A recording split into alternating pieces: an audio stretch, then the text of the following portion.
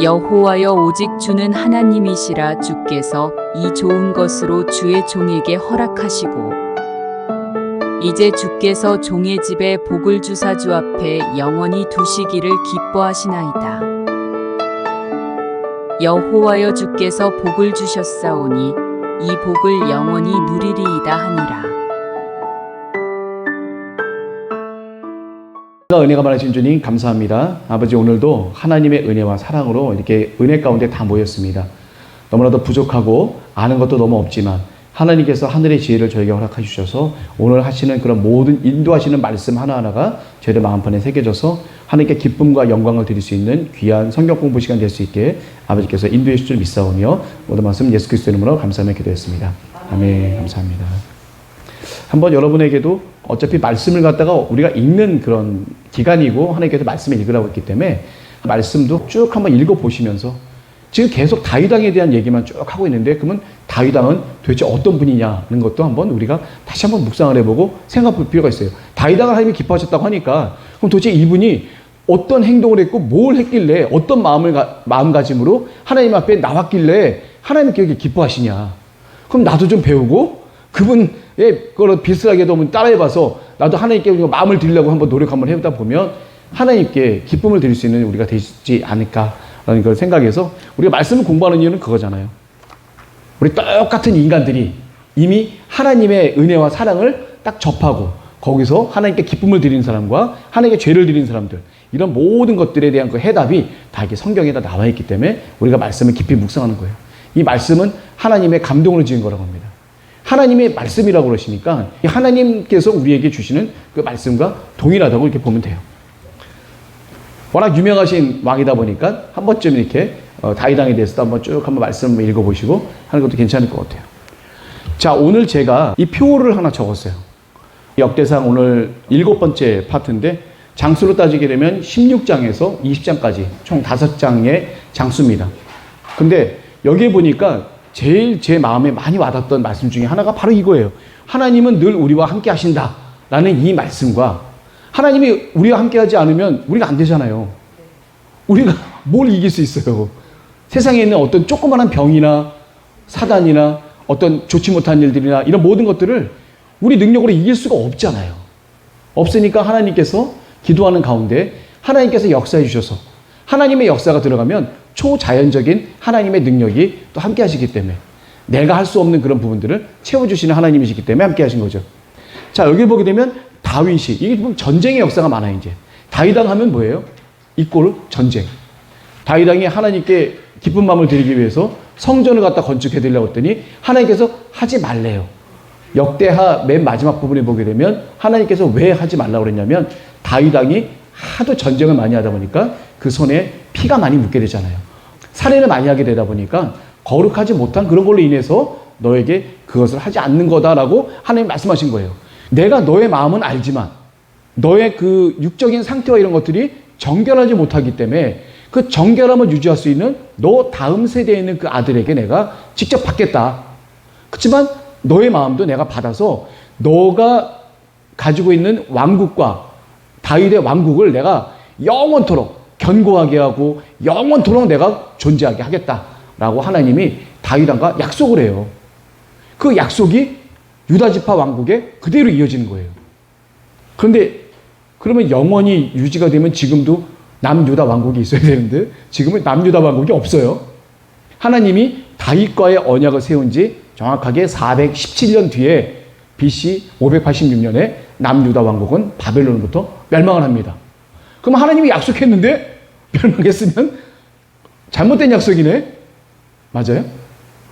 이게 육적인 거와 영적인 거 이걸 알으셔야 돼요. 영원한 영적인 다윗왕의 왕국. 그러니까 다윗의 씨로부터 나오는 예수 그리스도라고 하는 영원한 하나님 나라 천국까지도 이어지는 이 약속을 여호와 하나님께서는 해주신 거예요.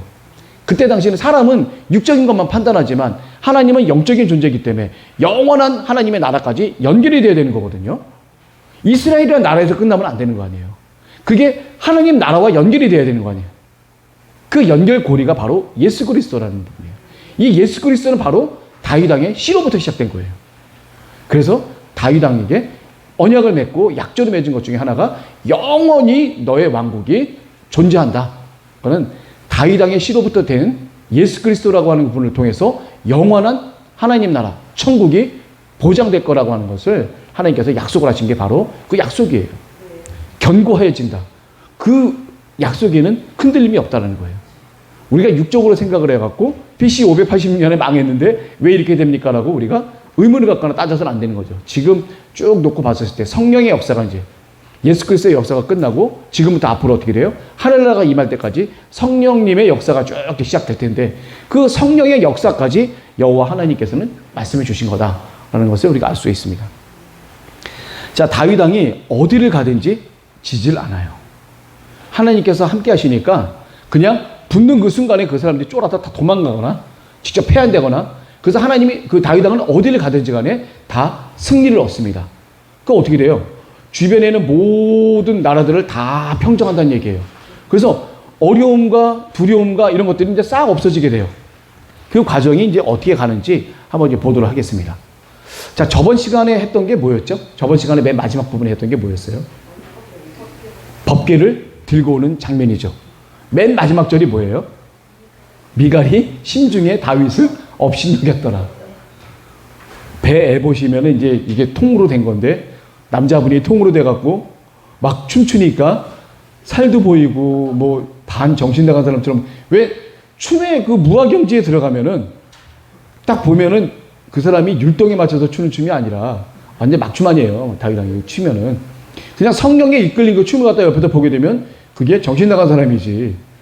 꽂고 돌아다녔으면 아마 정신 나간 사람일 거야 아마 이게. 정신 나간 사람이 막 춤을 추는 모습이 딱 위에서 봤었을 때 왕으로서의 그 자질이 다윗 왕 그래도 통일 왕국의 왕인데 백성들 다 보는 앞에서 거기서 그냥 아무렇지도 않게 막 춤을 춘다. 야, 어떻게 되겠어요? 제가 봐도 업신여김을 당할 만해. 내가 봐도. 자, 다윗 왕이 춤을 추는 그 상태. 그걸 제가 뭐라고 그러겠죠? 한마디로 표현하면 어떤 상태라고 그랬죠? 다윗 왕이 너무 기쁜 나머지 춤을 추는 상태. 아주 성령 충만한 상태입니다. 성령 충만한 상태. 아주 성령 충만한 거에 가장 극도적인 표현은 춤이에요. 춤. 찬양보다도 춤. 이 춤이라고 하는 것은 내가 정말로 하나님을 만났을 때 최고의 기뻤을 때 나오는 나도 모르게 나오는 그런 그 율동이 바로 그 춤이라고 합니다. 다윗 왕은 법궤가 들어오는 그 자체가 너무나도 고맙고 감사한 거예요. 자기가 사울왕으로부터 죽기 시작하면서부터 아니면 옛날에 아주 목동 시절부터 곰을 때려잡고 옆에 짐승을 때려잡으면서 많은 양들을 갖다가 지키기 시작했어요. 책임감을 갖기 시작했어요. 거기서 하나님의 법칙을 많이 깨닫게 된 거예요. 다윗 왕도. 아, 하나님이 함께 하시면 능치 못함이 없구나. 근데 골리앗을 만나서 뭐라고 그래요? 내가 만군의 여호와의 이름으로 나간다고 그러잖아요. 내 칼도 없고 창도 없지만 만군의 여호와의 이름 하나만으로 내가 나간다. 그런 담대함과 분명함이 있었기 때문에 하나님의 역사가 벌어지는 거예요. 다윗은 그런 분이었어요. 하나님이 함께 하시면 능치 못함이 없다. 마치 여호수아와 갈렙이 내가 하나님이 함께 하시면 저 가나안에 들어가서 저들을 분명히 이기고도 남을 만하다. 그 르바임 족속, 거인 족속들, 그 거인 커다란 사람들 하나님이 함께 하시면 다 죽일 수가 있다. 라는 그런 부분들을 딱 알게 되는 거죠. 맨 마지막에 블레셋의 싸움에서 있는데 이 유다시파 사람들이 어떻게 돼요? 전부 다 거인들을 갖다 때려잡는 그런 모습이 그대로 남아있는 거예요. 1대1로 하면 거인 족속들 용사들인데 그 사람들도 아주 험악한 용사들인데 쉽게 이길 수 있겠냐고요. 창을 들어도 이 창이 웬만한 사람들이 두 손으로 들기도 버거운 그 창들인데 그걸 갖다 어떻게 이길 수 있겠냐고요. 하나님의 능력이 함께한 사람에게는 그게 가능하다라는 것을 그냥 보고 느끼는 거죠, 우리가. 자, 그래서 이제 그런 그 확신감이 있는 다윗 왕이 이제 하나님이 저쪽에 법궤가 있었는데 이제 다윗 왕이 거처하는 예루살렘으로 그 법궤가 들어오고 있는 이 모습은 다윗 왕은 그 기쁨을 감출 수가 없는 거예요. 누가 보거나 말거나 이제 배 에봇을 입었는지 어떻는지 신경도 안 쓰고 그냥 막 하나님을 경배하고 찬양하고 그러면서 또 들어오게 되는 거죠. 그러고 나서 법궤를 갖다가 안치를 하게 됩니다. 장막이라는 표현을 쓰고 성막이라는 표현을 써요. 장막은 그냥 일반 천막 같은 그런 부분을 이제 장막이라고 보면 돼요. 근데 거기에 장막에 언약궤가 설치가 되면 그건 성막이 되는 거예요. 그래서 장막과 성막을 우리가 조금 구분할 필요가 있다 생각을 한번 해보시면 됩니다. 자, 그래서 법궤를 갖다가 이제 안치가 됐어요. 그리고 나서 다윗 왕이 어떻게 돼요? 그냥 무한한 감사밖에 없는 거예요. 만군의 여호와 하나님이 이제 요 안에 계신다고 생각하니까 얼마나 감사하겠어요. 그래서 어떻게 돼요? 번제와 화목제를 드리게 되고 거기에 모인 모든 백성들에게 다 어떻게 돼요? 떡 한 덩이와 고기 한 덩이, 건포도 한 병, 한 개씩 다 나눠주죠. 이건 뭐냐면 화목제를 드리게 되면 제사장과 거기에 있었던 모든 가족들, 그 제물을 바쳤던 사람들이 다 화목제물을 나눠 먹게 돼 있는 게 이게 화목이에요. 화목제. 여호와 하나님과 다윗 왕과 이스라엘 백성 간에 화목제가 드려진 거예요. 그래서 드려진 제물들 중에서 떡과 고기와 건포도병을 다 모든 백성들에게 나눠주면서 어떻게 돼요? 이제 모든 상황들을 갖다가 이제 기쁨으로 하나님께 영광을 드리게 되는 바로 그 부분이죠. 그리고 나서 이제 레위인도 제사장들을 갖다 세워서 이제 찬양을 하게 됩니다. 다윗 왕께서요. 성막이 2개가 생겼어요. 다윗 왕 때의 대제사장이 2명이에요. 혹시 기억나시나요? 누가 있었죠? 사독이 있었고 그 다음에 아비아달. 아비아달은 어떤 사람이에요? 놋당이라고 하세요. 놋당에 대제사장이 있었어요. 아히멜렉이라고 하는 대제사장도 있었고 거기에 있는 그 사람들을 누가 죽여요? 사울이 죽여요. 다윗을 도와줬다는 이유만으로 사울이 가서 대제사장들 다 죽이는데 누구 하나 살았어요? 아비아달. 아비아달 한 명만 거기 없어갖고 아비아달 한 명이 살았는데 그 아비아달을 다윗이 데려가면서 대제사장으로 세우게 됩니다. 그리고 사독을 만나게 되는데 사독은 엘르아살이에요. 그 아론의 아들이 총 4명이에요. 나답과 아비후 첫째 아들, 둘째 아들은 제사를 잘못 드리는 바람에 죽임을 당하고 셋째 아들이 대제사장 역할을 맡았는데 그게 바로 엘르아살이에요. 넷째가 이다말. 그런데 이다말 계열의 제사장이 바로 아비아달이고요. 그 다음에 엘르아살 계열의 제사장이 사독입니다. 그래서 이 2 사람을 갖다가 세우게 된 가운데에서 성막도 이제 2개가 됐어요. 1446년도에 처음 출애굽을 해서 만든 성막이 모세님을 통해서 만든 성막이 있었잖아요. 그리고 광야 40년을 돌다가 그 다음에 어디에다 진을 치게 돼요? 요단강을 건너면서 길갈에다 진을 치게 돼요. 그리고 그 다음에 어디에 진을 치죠? 실로. 그 다음에 기브온으로 옮기게 됩니다. 그래서 기브온에 있는 성막이 진짜 오리지널 성막이에요. 근데 다윗 왕이 예루살렘 성전에다가 옆에다가 장막을 하나 만들어 놓고 언약궤를 거기다 갖다 놨네. 그러니까 원래 이 광야를 돌던 성막은 기브온에 있고 그리고 법궤가 있는 성막은 예루살렘 옆에 있는 장막에 있게 된 거예요. 근데 성막이 본연이 게 2개가 됐어. 그래서 어떻게 돼요? 제사장도 나누고 찬양대도 나뉘어지고 이렇게 됩니다. 그래서 오베데돔의 집에서 법궤를 갖다가 운반할 때 저번에 비파가 8명, 그 다음에 수금이 6명이었고 총 14명인데 그 중에 9명을 선택을 해서 그 성가 대장이 총 3명이 있다고 그랬죠, 제가. 헤만과 아삽과 그 다음에 뭐죠? 에단. 이 3사람. 이 3사람이 있는데 그 중에 아삽이라고 하는 사람이 있어요.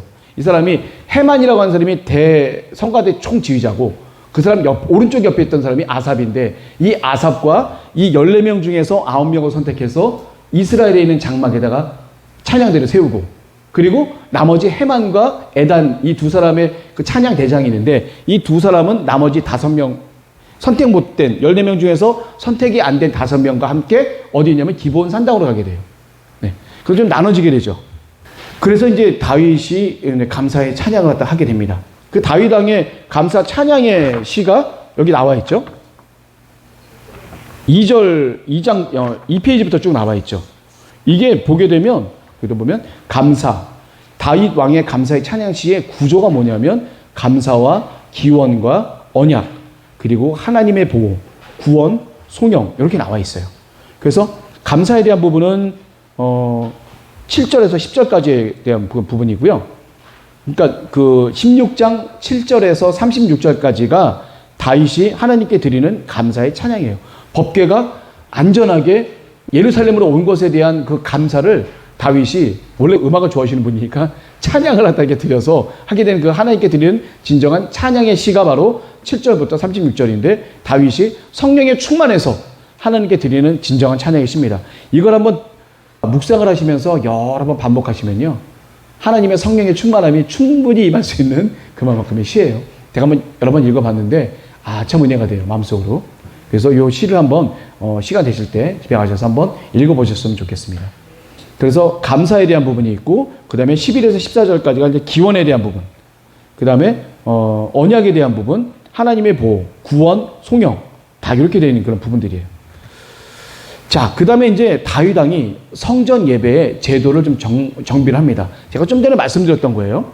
예루살렘에 장막이 있고 예루살렘 그 궁전 왕궁 옆에 장막을 다윗 왕이 하나 만들었어요. 그리고 거기다가 법궤를 안치한 거예요. 그 장막이 바로 예루살렘 장막이고요. 그 다음에 원래 광야 40년 동안 돌았던 진짜 모세님하고 그때 백성들이 제대했던 진짜 오리지널 성막은 어디 있는 거예요? 기브온이라고 하는 곳에 그 성막이 있게 되는 거예요. 그래서 이 두 곳에 이제 성막이 있게 되는데 예루살렘 장막에는 대제사장을 아비아다를 둡니다. 이다말 계열의 아비아다를 갖다 제사장을 두고요. 그 다음에 아삽과 그 다음에 선택된 찬양대 9명, 14명 중에서 9명이 선택이 됩니다. 이 책에 나와 있어요, 성경에. 그 9명과 또 문지기는 오벳에돔과 호사. 이 오벳에돔은 누구냐면 여두둔의 아들이라고 하고 있는 사람이 있어요. 여두둔이 누구냐면 헤만, 아삽, 에단이라고 할 때 총지휘자 헤만의 왼쪽 편에 있었던 에단이라고 하는 사람이 있어요. 이 헤만, 에단, 아삽 이 세 명은 성가대의 총지휘자 3명이에요. 이 사람 세 사람은 어떤 악기를 쓰냐면 심벌주를 쳐요. 심벌주를 치면서 뭘 하냐면 박자를 맞추는 거예요, 이 사람들이. 박자를 맞춰주면서 비파와 수금을 키면서 찬양대가 찬양을 하면서 수백 명의 찬양대가 이렇게 있겠죠. 그거를 갖다가 인도하는 사람이 바로 헤만과 아삽과 에단이에요. 그 에단의 아들이 바로 오벳에돔, 문지기입니다. 그리고 오벳에돔 똑같은 사람이 있어요. 어떤 오벳에돔이 있죠? 법궤가 3개월 동안 안치됐던 그 오벳에돔이 있어요. 그 오벳에돔도 수금을 치는 사람 중에 뽑혀요. 14명 중에 수금을 치는 6명 중에 뽑힌 사람이 바로 오벳에돔이 그 아니에요. 오벳에돔은 고핫 자손이에요. 에단의 아들 오벳에돔은 무라리 자손, 그러니까 레위 지파의 아들 무라리 자손이에요. 네. 자, 그리고 이제 기브온 성막에는 대제사장 사독, 엘르아살 계열의 사독이 기브온 성막의 대제사장으로 있습니다. 그리고 헤만과 여두둔, 이걸 에단이라고 그러죠. 이게 찬양대 두 대장 헤만과 에단과 그 다음에 선택되지 않은 5명, 그리고 여두둔의 아들 오벳에돔도 여기 이 기브온 성막에서 문지기 역할을 해요. 문지기 역할은 이게 번갈아가면서 하는 건지 모르겠지만 이게 성경에는 그렇게 나와 있더라고요. 그래서 그 조가 이렇게 여두둔과 또 누구 있고 누구 있고 문지기도 또 여러 사람들이 좀 있더라고요. 그 중에 대표되는 사람이 여두둔의 아들 오벳에돔이 그 문지기의 대표급 정도 되는 사람인 것 같아요. 문이 어떤 문이에요? 그 법궤가 안치되어 있는 곳에 앞에 보면 또 문이 있잖아요. 함부로 못 들어가게. 지성소의 문이라고 그래야 되나? 그 문을 갖다가 지키는 그 사람도 있어요. 왜냐면 이 법궤를 함부로 만져버리게 되면 그 사람이 죽는다고 제가 얘기했잖아요. 지성소에를 함부로 못 들어가잖아요.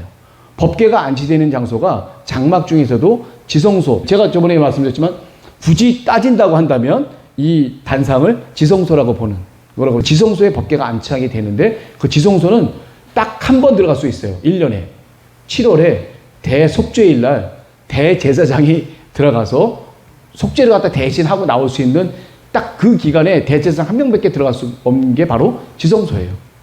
그러니까 거기 아무나 들어가면 큰일 나니까 문에다가 누가 지켜야죠.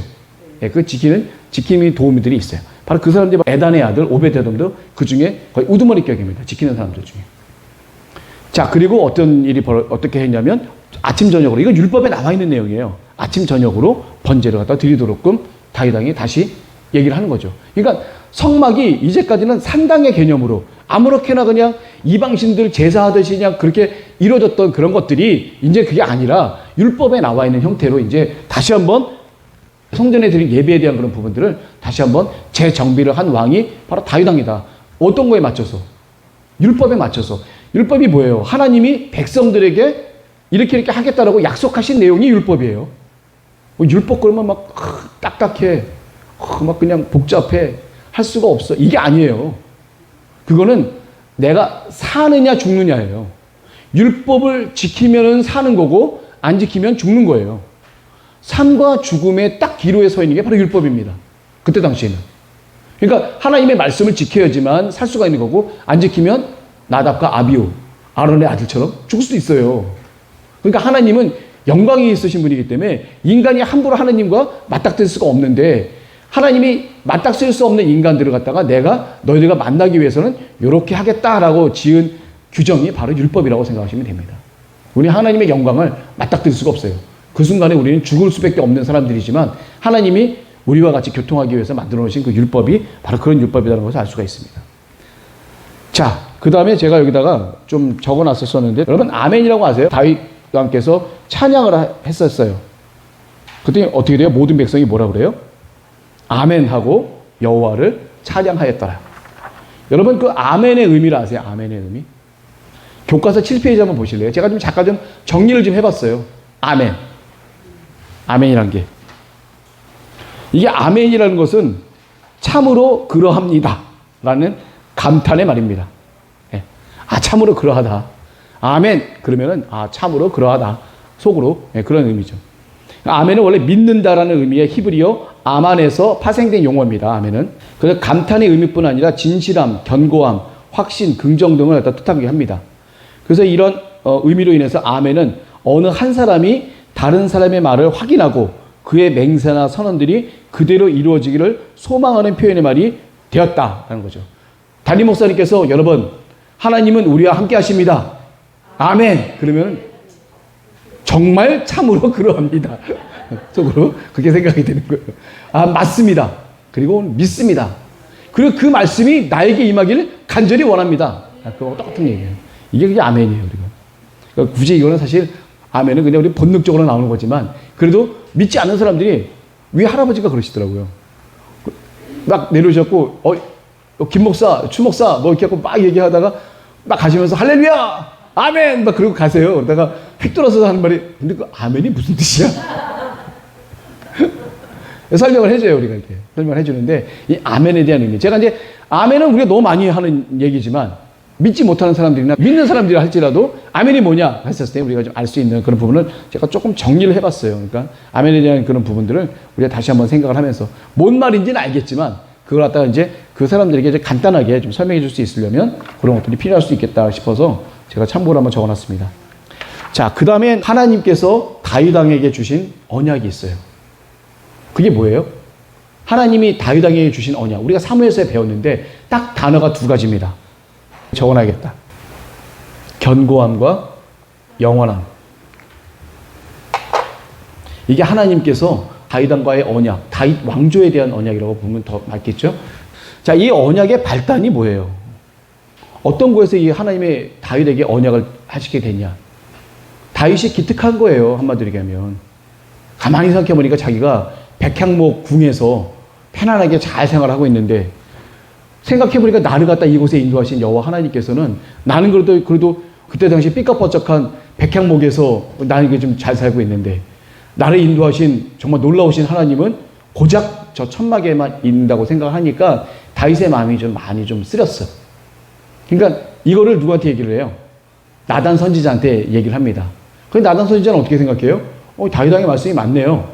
그럼 원하시는 대로 뜻하시는 대로 하시죠. 라고 하면서 했는데 하나님은 어떤 말씀을 갖다 하시죠? 너 할 수 없다. 아주 단도직입적으로 얘기를 하죠. 너 안 되고 네 아들 하려고 그래. 근데 하나님의 말씀을 들어보니까 다윗 왕이 점점점 하나님의 말씀에 아멘으로 화답할 수밖에 없는 거예요.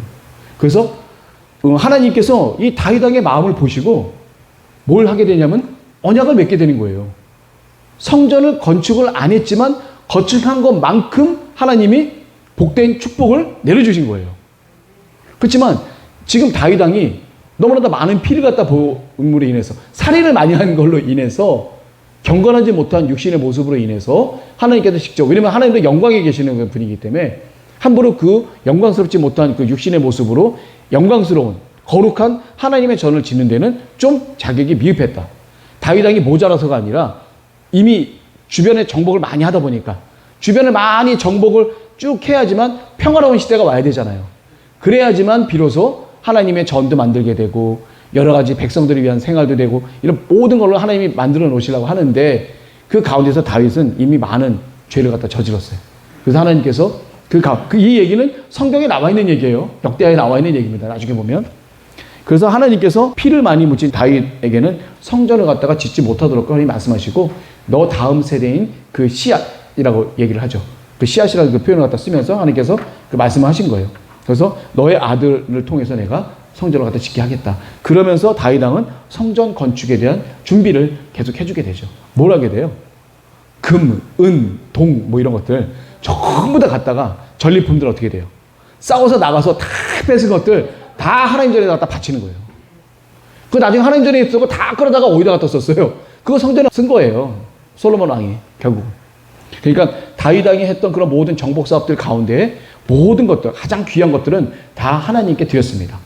그래서 그때 모아놨던 농으로 야긴과 보아스 뭐 이런 것도 다 만들어요. 나중에 솔로몬 왕이. 그리고 어떻게 돼요? 놋바다, 이 엄청나게 큰 거 있잖아요. 제사장들이 이게 몸 씻고 하는데 쓰는 그 놋바다 엄청난 거.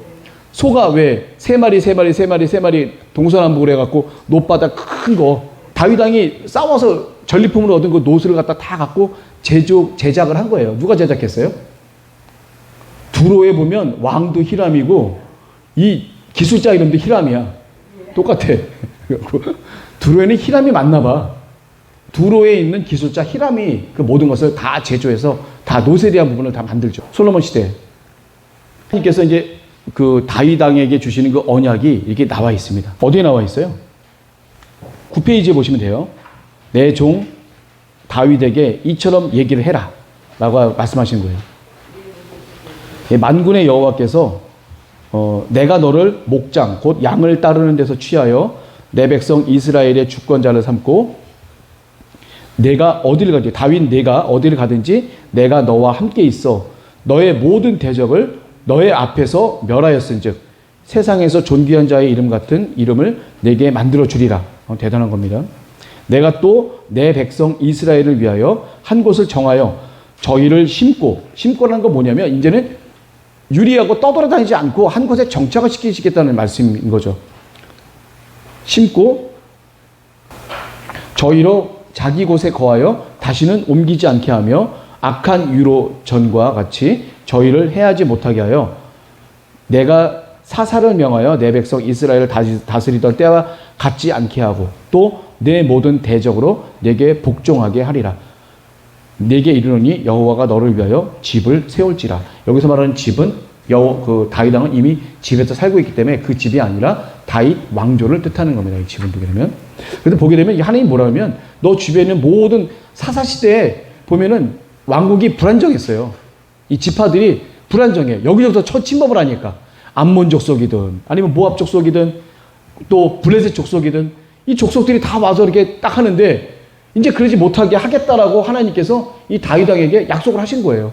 견고하게 하겠다는 거예요. 너의 왕조가 견고하게 어느 누가 와서 함부로 해치지 못하게. 그러니까 그 다음에 이제 어떤 일이 벌어져요. 하나님께서 이런 약속을 하니까 다윗이 어떻게 돼요? 내가 무엇이간데 하나님께서 이런 약속을 하십니까? 라고 하면서 다윗 왕이 어떻게 돼요? 하나님께 감사기도를 드리게 되죠. 하나님은 누구시며 내 집이 무엇이간데 나로 이렇게 하셨나이까? 하나님이여 주께서 이것을 오히려 작게 여기시고 또 종의 집에 대하여 먼 장래까지 말씀하셨사오니 여호와 하나님이여 나를 존귀한 자같이 여기셨나이다. 주께서 주의 종에게 베푸신 존귀에 대하여 다윗이 무슨 말씀을 하오리이까? 주께서는 주의 종을 아시나이다. 이렇게 하나님께 감사에 대한 그 찬양을 또 다윗 왕이 또 하게 됩니다. 그래서 하나님의 뜻이 뭐냐면 다윗 왕조를 견고하게 그리고 다윗 왕조를 영원히 보존하는 게 하나님의 언약이에요. 자, 그러면 견고하게 하기 위해서는 사사시대에 있었던 그런 일들이 너에게 벌어지지 않게 하겠다. 그러니까 주변에 있는 국가들을 침범하지 못하겠다. 그러면 침범하지 못하겠다 그러면 어떻게 돼요? 현희 권사님. 주변에 있는 국가들이 막 침범을 해. 근데 그 국가들을 침범하지 못하게 하려면 어떻게 해야 돼? 아, 그렇죠. 누가 현이야? 누가 현이가서? 좋았어. 민승 자매 너무 좋았어. 열정이 너무 좋았어. 괜찮은데? 자, 그러니까 찝쩍거리는 사람들 가서 접수하면 돼요. 못 가불게 하면 돼. 다시는 못 건드리게 하면 돼. 그래서 어떻게 돼요? 주변을 정리하게 됩니다. 역대기는 어디 지금 펼쳐져 있죠? 블레셋과의 전쟁을. 혹시 제가 옛날에 메덱 안마 혹시 아세요? 메덱 안마? 왜 성경 공부 시간에 그 메대감마 꼭 외우라고 해갖고 옥랑과 쌤이 계속 외웠던 게 메대감마 뭐 외웠었는데 여기 바로 이렇게 나오는 게 그거예요. 가드와 그 동네. 블레셋은 5 성읍이 있어요. 가드, 가사, 에글론, 아스글론, 아스돗. 이 5개 중에서 가장 중심이 되는 게 가드예요. 가드. 가드 왕 아기스.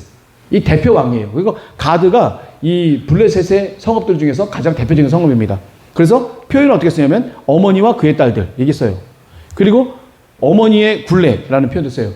어머니와 그의 딸들 이런 식으로 표현했어요. 어머니는 가드, 나머지 4개 성읍은 딸들이라는 표현을 쓰는 거예요. 그리고 어머니의 굴레, 나머지 4개 성읍을 어머니의 굴레라고 표현했어요. 그걸 히브리어로 어떻게 돼요? 메덱 암마라고 표현을 하는 거죠. 자, 가드, 가사, 아스돗, 아스글론, 에그론 이 5개의 주요 성읍 중에서 가드가 어머니의 역할을 했다. 그래서 이 블레셋과의 전쟁에서 이 모든 5개를 다 다윗왕이 점령을 해요. 다윗왕이 이 점령을 했으니까 블레셋은 이제 더 이상 침략을 할 수가 없는 상황이 되겠죠. 자, 그 다음에 아람입니다. 아람은 우리 보통 이스라엘 북쪽에 있는 사람들, 북이스라엘 북쪽에 있는 그 사람들이 아람국인데 메소포타미아 지역까지 쭉 퍼져 있죠. 아람국이. 근데 아람국은 통일한 국이 아니에요. 여러 소도시들이 있는 아람이 있어요. 근데 여기를 보게 되면 무슨 아람도 아람 무시, 아람 어디. 그 여기를 보면 소바도 아람국의 하나예요. 그리고 어디죠? 하맛. 이 하맛도 중요한 아람국의 하나고. 여기 지도가 여기 나와 있는데 16페이지 한번 보실래요? 저 위쪽에 보면 갈릴리 호수 위쪽에 보면 다마스쿠스가 있어요. 이걸 사도 바울님이 계셨던 그 다메섹이라고 그러죠. 다메섹. 여기 보면 아람이라는 표현이 있죠. 이 아람 위쪽에 다 아람인데 소바도 아람이고 하맛도 아람이고 다메섹도 아람이에요. 그래서 다메섹 아람 사람들 이런 표현을 써요. 그러니까 아람도 여러 소국들이 있는 거예요. 조그마한 나라들이 여러 개가 있는 거예요. 그 중에 대표되는 나라가 바로 소바와 하맛입니다. 그래서 여기서 보게 되면 아람국에도 소바가 있는데 이 소바가 그 아람국에서 가장 강력한 소도시 국가예요. 왕 이름 들어보셨죠? 하닷 에셀이라고 들어보셨죠? 하닷 에셀. 이 사람이 왕입니다. 왕 이름이 하닷 에셀이에요.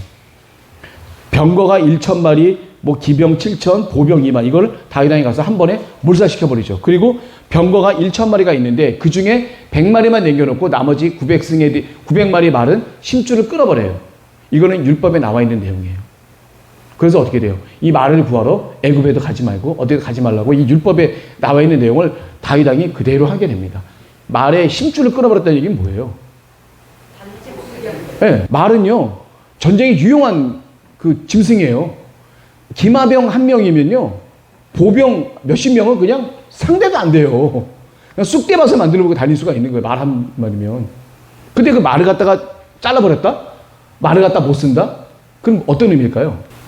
이거는 하나님을 의지하는 얘기예요. 말에 의해서 하는 게 아니라 하나님의 능력에 온전히 의지하고 필요 없다. 말 필요 없고 하나님의 능력만으로 갖고 하자. 그런 얘기예요. 참 힘들고 어려운 얘기입니다. 봐서 믿어지는 게 과학이면 보지 않고 믿는 게 그게 믿음이에요. 네, 그게 어려운 거예요. 눈에 보이지 않는데 될 것을 믿고 이렇게 한다? 이거는 보통 기도에서는 이루어지지 않는 그런 일들이 많이 있습니다. 그래서 하나님께서는 그 어떤 힘도 필요치 않으신 거예요. 그 말 100마리 있으나 1000마리 있으나 하나님은 똑같은 거예요. 하나님의 능력은 똑같으신 거예요. 네. 이기기만 하면 되잖아요. 바알 불하심처럼 물처럼 탁 흩어버리시면 다 끝나는 건데. 그리고 출애굽할 때 홍해를 가를 때 홍해가 이렇게 갈라졌어.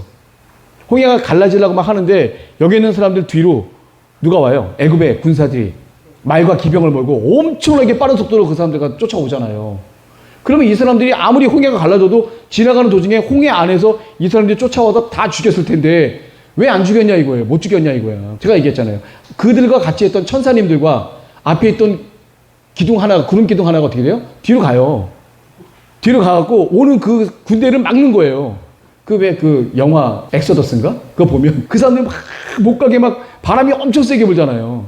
그게 하나님의 천사와 그 바람의 능력이 애굽의 군사들을 갖다 못 오게끔 막는 거예요. 그리고 어떻게 돼요? 여기 있는 애굽에 있는 이스라엘 사람들 어떻게 돼요? 여유 있게 천천히 다 건너가요. 다 건너가고 난 다음에 어떻게 돼요? 아직도 이 옆에는 벽처럼 이렇게 물이 이렇게 서 있어요. 못 가게. 이 말이 안 되는 얘기지만 그리고 애굽에 있는 군사들은 어떻게 돼요? 중간에 가다가 어떻게 돼요? 이게 탁 풀려버리니까 그냥 쑥 잠겨서 그냥 홍해 바다에 그냥 다 수장돼 버리는 거죠. 이게 하나님의 놀라운 역사입니다. 여기에 무슨 말이 100마리가 있든 1000마리가 있든 무슨 의미가 있어? 아무 의미가 없는 거예요. 그래서 우리가 하나님의 그래서 결국은 우리가 하나님이 함께 하시면 만군의 여호와는 우리의 영원한 왕이신데 사실은 사람을 왕으로 세울 필요가 없는데 인간은 어떻게 돼요? 왕을 세울 수밖에 없는 좁은 소견의 믿음밖에 없다는 얘기예요. 자, 그래서 이제 아람국도 하나 처치하게 됩니다. 이제 아람국 중에서 아람 소국 중에서 다메섹이라고 하는 소국이 또 있어요. 아람국 중에서. 이 사람들은 소바라고 하는 그 아람국을 별로 좋아하진 않아요. 근데도 이 소바 왕 하다데스를 도우러 왔다가 또 전멸당해. 근데 도울 수밖에 없는 이유가 뭐냐면 소바 왕국이 무너지면 그 다음에 자기네 왕국이 언제 다윗이 와서 쳐들어올지 모르니까 할 수 없이 연합이 돼갖고 다윗왕과 싸우려고 같이 연합이 된 거예요. 그 모습을 본 하맛은 이게 기회 잘 타야 돼요. 이 하맛이라고 하는 이 아람국은 소바란 이 국하고 자주 싸웁니다. 자주 싸우는데 이 아람국 소바 이 왕 하다데셀이 거의 매일 이겨요. 그러니까 하맛은 맨날 지는 거예요.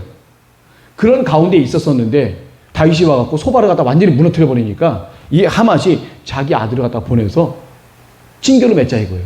그 조공을 드리고 넙죽 무릎을 꿇고 난 당신에게 이제 속국이 되겠다. 얘기를 하고 어떻게 돼요? 지혜롭게 자기의 어떤 하나도 다치지 않고 금과 은과 노새 그릇들 이런 것들 다 그다 조공을 바치면서 난 당신의 종이다 라고 얘기하면서 이제 다윗과 이제 친화를 갖게 되는 거죠. 그러니까 그 하닷에셀을 갖다가 다윗왕이 쳐주니까 그 다윗왕에게 종주권을 갖다 인정해 준 거예요. 종주권이 써 있으면 조공을 바치면서 당신이 우리의 왕입니다. 우리의 주인입니다. 라고 이렇게 얘기하면서 이 하맛이라고 하는 이 그 아람의 그 소국은 다윗왕에게 와서 이렇게 협조를 하게 되는 거죠. 조공을 드리면서. 자연적으로 어떻게 돼요? 규합이 되는 거예요. 그리고 하닷에셀을 따랐던 주변의 조그마한 아람국들도 어떻게 돼요? 소바 왕국이 무너져 버리니까 그 소바 왕국에 속했던 조그마한 나라들도 자연적으로 다윗왕에게 속국이 돼버리는 거예요. 자연적으로. 그러면 아람국도 다 점령했어. 이쪽 서쪽에 있었던 쉐펠라 지역에 있었던 서쪽에 있었던 그 블레셋이라고 하는 영원한 숙적이 다 무너졌고 그 위에 늘 부담처럼 있었던 아람국도 없어졌고 그럼 어디 남아요 이제? 네, 암몬과 모압 뭐 남죠. 이 모압은 맨 처음에 이제 끝나요. 초기 다윗 전쟁할 때 이 블레셋과의 전쟁하면서 모압도 다윗왕이 점령을 해버리게 됩니다. 그리고 암몬 족속, 그 다음에 에돔도 가서 해요. 모압, 암몬, 에돔까지 이렇게 있죠. 이 에돔은 언제 멸망시키게 되죠? 그 요압이 모든 이스라엘 군이 라빠성으로 갔었을 때, 이 왕성과 물들의 성을 갖다가 무찌르러 이 라빠성으로 갔었을 때, 여기에 남아있는 사람이 누구냐면 아비새 아시죠? 아비새. 두 번째 3인의 대장이라고 하는 아비새, 그리고 요압의 동생이죠. 스루야의 아들, 두 번째 아들 아비새가 이 쳐들어오는 에돔 사람들을 물리쳐버립니다.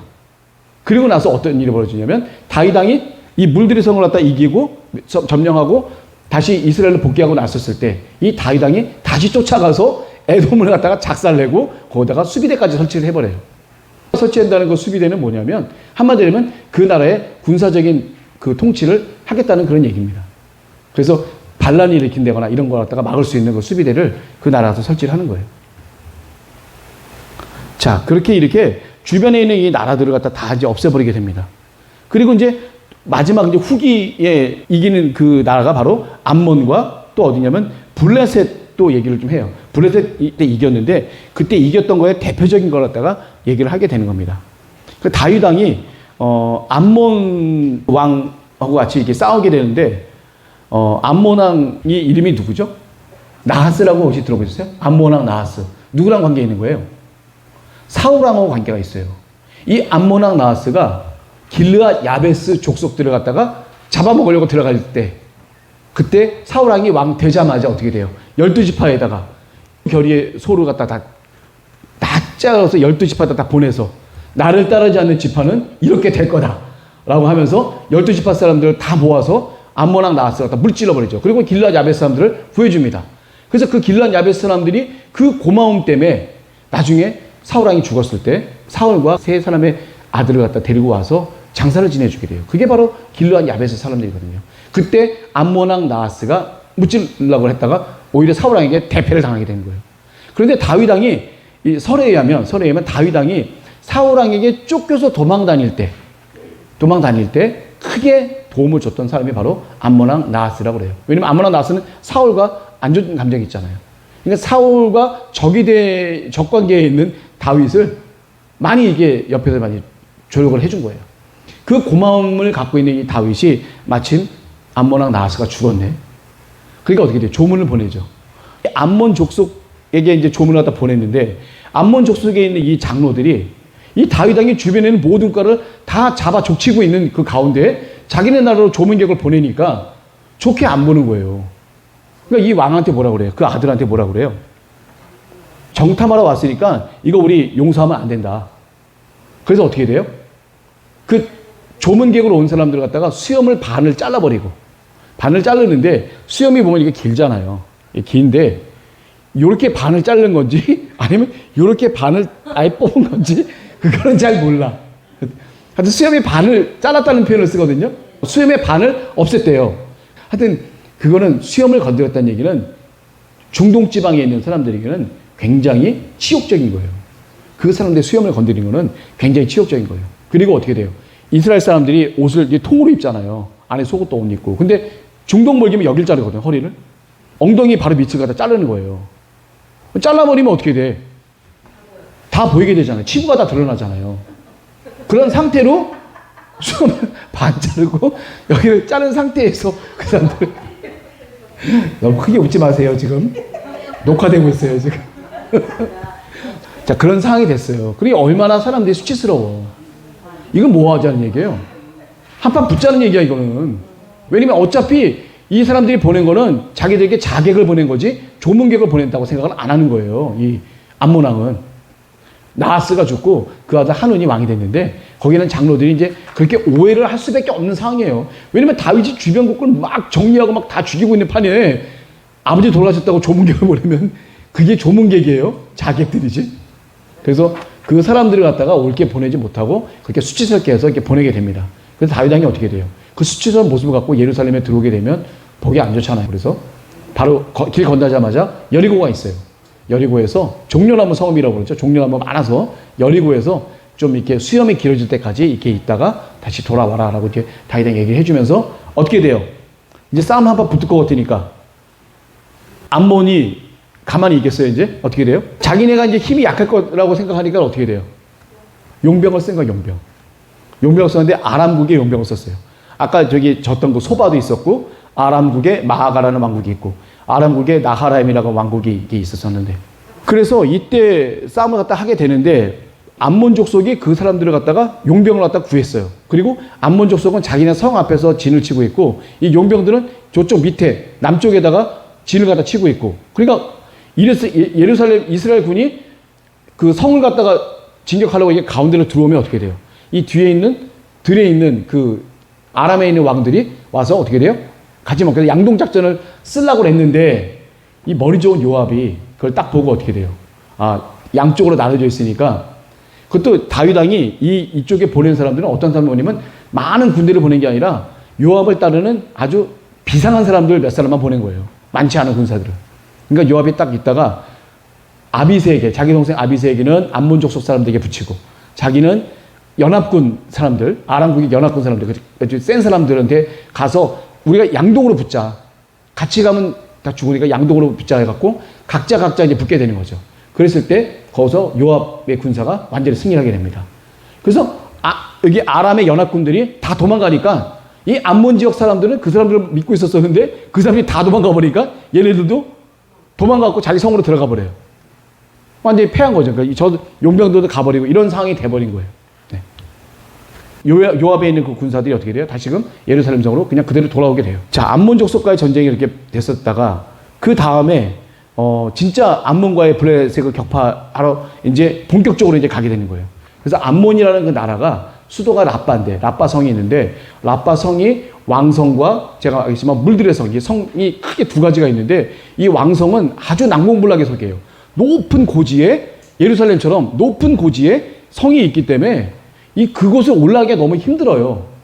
그래서 물들의 성을 갖다가 먼저 하고 해야 되는데 요압이 어떤 식으로 전쟁을 하게 되냐면 이 물들의 성은 내비두고 왕성을 힘들지만 그걸 요압이 진격을 해서 잡아먹어요. 거기 갖다가 무찌릅니다. 그리고 나서 다윗왕을 불러요. 그리고 다윗왕이 물들의 성을 갖다가 쉽게 함락을 시키고 모든 공을 다윗왕에게 돌립니다. 요압이 말도 안 듣지만 이렇게 여우 같은 짓을 잘해. 그래갖고 이렇게 싹 해갖고 공을 다윗에게 싹 돌려줘. 자기가 힘든 건 다 해놓고 요압이 그냥 다윗왕이 가서 편안하게 물들의 성만 딱 이렇게 할 수 있도록끔 해요. 근데 요 타임에 어떤 일이 벌어져요? 에돔 족속들이 쳐들어온 거예요. 그랬을 때 어떻게 돼요? 아비새가 에돔 족속을 다 물리치고 이 라빠성을 함락한 다윗과 요압과 이런 모든 사람들이 이스라엘로 다시 복귀를 했는데 그리고 나서 다시 에돔에 들어가서 에돔 지방을 완전히 몰살을 시켜버리죠. 그래서 모압, 암몬, 에돔부터 블레셋, 아람 뭐 이거 할 때 이 주변에 있는 모든 국가를 다윗왕이 다 평정하게 됩니다. 어떻게 평정하게 돼요? 다윗이 어디로 가든지 여호와께서 이기게 하십니다. 전적인 하나님의 초자연적인 능력에 힘입어서 이 모든 게 가능했던 겁니다. 하나님이 함께 하셨기 때문에 주변에 있는 모든 왕국들, 그래서 다윗왕과 언약을 맺으신 그 언약의 말씀을 하나님은 끝까지 다 지켜주시고 다 이루어주신 거예요. 그러한 다윗왕이 하나님 앞에 인정을 받기까지는 여러 가지 많은 고난과 핍박과 어려움이 있었죠. 언제 죽을지 모르는 사울왕이 아주 살기등등해서 다윗을 절대로 살리면 안 된다. 그래서 어떻게 돼요? 자기가 데리고 있는 모든 군사들을 다 동원해갖고 다윗만 나타나면 그냥 막 쫓아가서 다 죽이려고 하는 그런 가운데 있었던 다윗이에요. 그러함에도 불구하고 사울을 2번이나 살려줬던 다윗왕은 하나님의 질서를 갖다가 온전히 지켰던 다윗왕이라고 볼 수가 있겠죠.